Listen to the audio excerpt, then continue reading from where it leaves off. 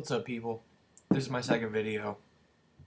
This one is all about coffee, specifically Bulletproof Coffee. Okay, so it's my third take of the video, and all of them I keep fucking rambling like just crazy. So I'm gonna try to keep this one a little bit more tight, professional. Got to get back in the groove of this blogging thing without just saying everything I wanted to say out loud for a minute. Okay, so Bulletproof Coffee is a creation and invention by a man named Dave Asprey. Dave Asprey is an entrepreneur and Silicon Valley executive. He was a vice president of an internet cloud security company. So he's a smart computer technical sort of guy. You know, he probably has very close attention to detail. I mean, I know he does, but you could assume that. And he had some health problems early on in his life, and he spent a lot of money figuring that stuff out. And he thought, you know, and he already kind of is well off with this entrepreneur computer security thing, so doesn't really want to make a whole lot of money off this. So a lot of his research he just posts for free on his site, bulletproofexec.com. So go there and check it out. So he made this recipe. The recipe is basically very simple. It's just a couple additions to, you know, coffee. I mean, most people put creamer in their coffee anyway, which is dairy. So first off is the beans. The beans are a specific origin. This is actually Dave Asprey's brand of beans that he recommends, which is Bulletproof Coffee. I don't know if it's Bulletproof Coffee beans or just Bulletproof Coffee, but it comes from a specific origin, a plantation in Central America or South America, one of those, where there's less of a chance of mold, or less chance of mold growing inside the beans, which that's kind of an unknown thing right now, but cocoa beans, cacao beans, and coffee beans, a lot of nuts and stuff like that, they have the potential to grow mold in them because they're like dark and moist, and they get subjected to heat and stuff like that, which can irritate the mold. So a lot of people think that, you know, roasting it just kills it, but it actually just kind of the mold knows it's going to die, so it releases this sort of defense mechanism to ruin whatever it was trying to eat in the first place, and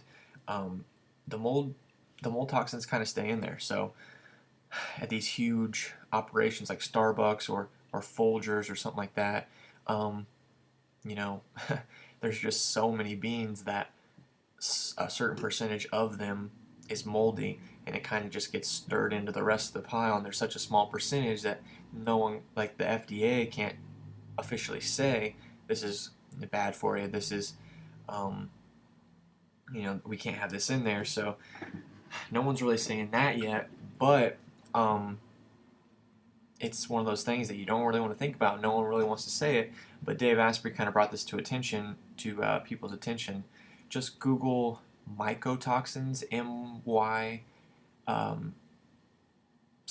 or KO, and then toxins.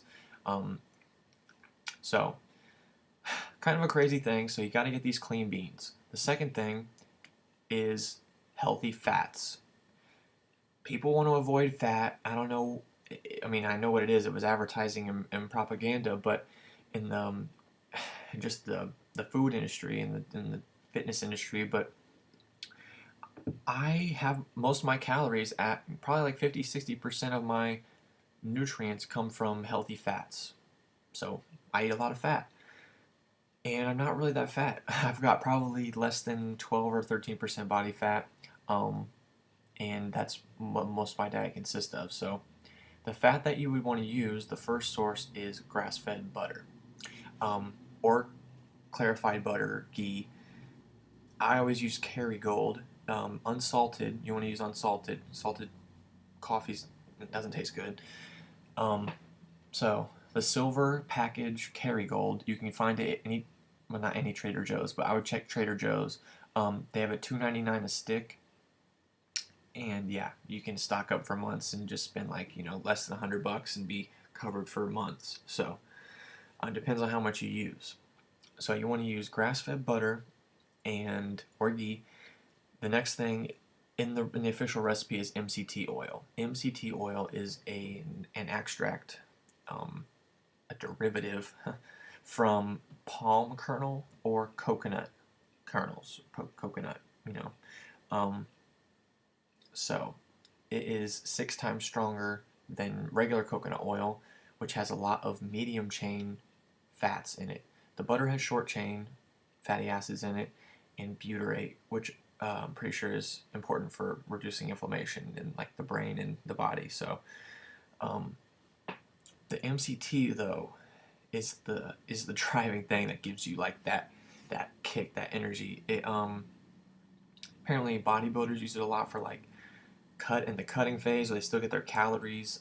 It's used up super quick by the body. It apparently doesn't even have a metabolic breakdown at all. It just goes straight to your liver to be processed. So that's pretty cool, and you can really tell when you're using it. I switched off of MCT oil for about a couple weeks, and it was dramatic. The cravings that I had and stuff when I was off of it. Less consistent energy throughout the whole day. So butter, MCT oil, or you can also use coconut oil. Coconut oil, you want to make sure it's unrefined. You want to make sure it's cold pressed, not expeller pressed, organic, and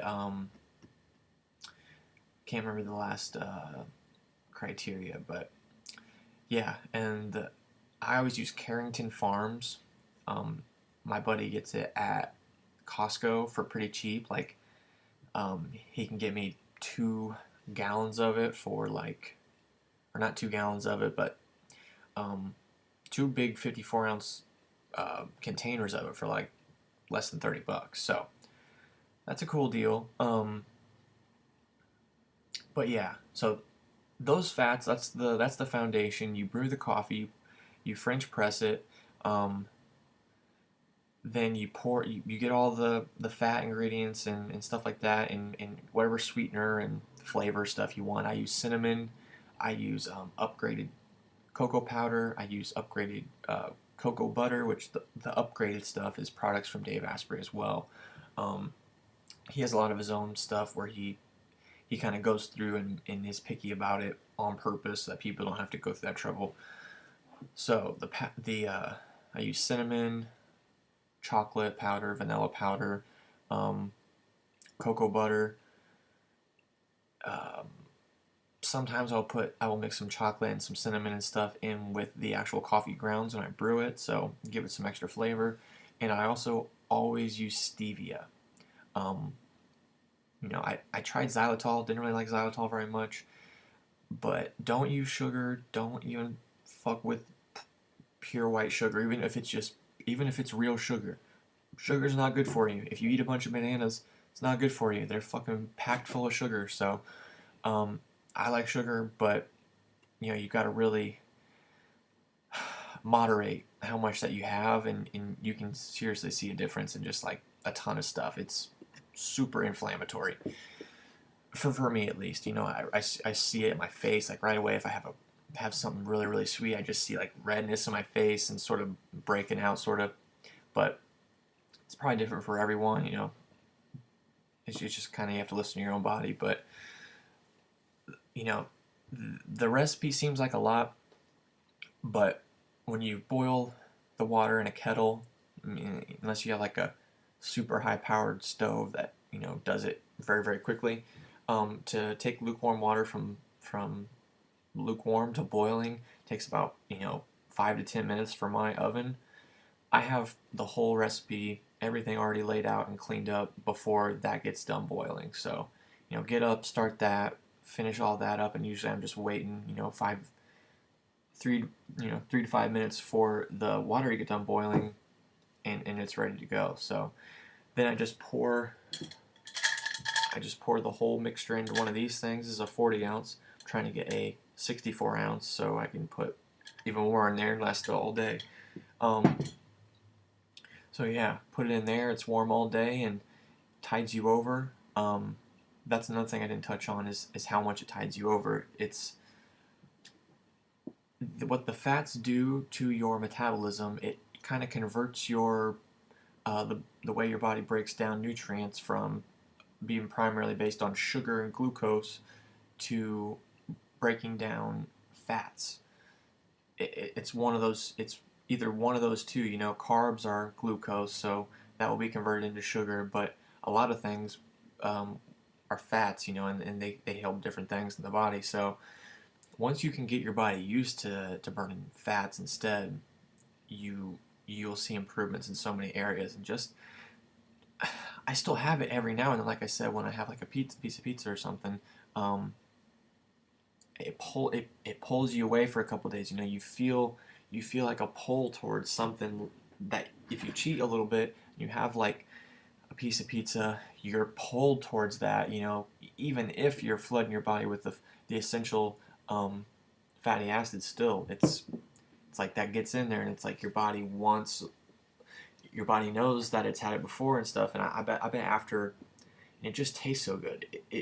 The wheat and a lot of stuff, it binds to your opiate receptors, you know, and essentially gives you some kind of a weird high, a weird food high when you get this stuff. And it doesn't, you know, it doesn't last long enough to be worth it. It doesn't give you any benefits, or, you know, you can't, it's just, what it comes down to a lot is a social thing. You know, you get, you know, come out to eat with us or something, and then you go out, whatever they want to go to eat doesn't really have a good healthy choice. And you know, you say, well, if I have to have this, I might as well just get what I really want and have this. And then, you know, then the next decision you make, it's like, well, last time I had the really bad thing, so maybe this time I'll just have the, you know, the thing I was going to get before, and it's not even as bad. So you kind of trick yourself into cheating. Your body wants you to do it, even though you feel better without it. That's just humans, you know.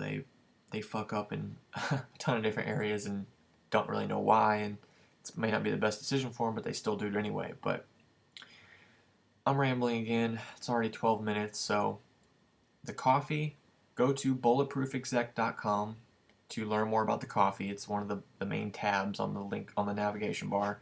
And also to buy the coffee, go to upgradedself.com. I'm not affiliated by any means with them. I just love their products, and I've bought a lot of their products, and that's where you get it. Another site you can get the Bulletproof Coffee at is Onnit, ONNIT.com. They sell a ton of stuff that I would recommend. I'll go into that into other videos, but they also sell upgraded coffee, or the Bulletproof Coffee. I highly recommend it.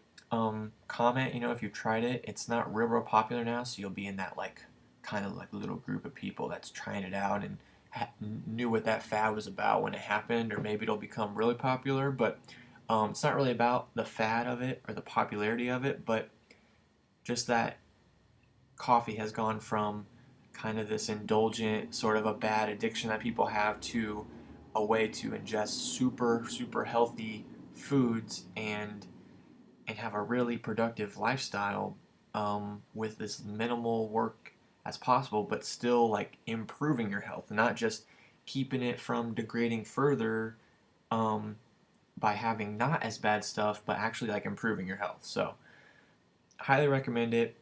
Dave Asprey, kind of a genius. Super big fan of his, and probably have more about some of his stuff in the future, some product reviews maybe, stuff like that. But yeah, I think this video was probably a success this time. It's my third take because I just couldn't stop fucking rambling. So yeah, 14 minutes in the books, second video done. Please comment, let me know if you tried Bulletproof Coffee, if you like it, what your experiences were. Probably see you guys in the next video. So thank you for watching, and try Bulletproof Coffee right now. Go try it.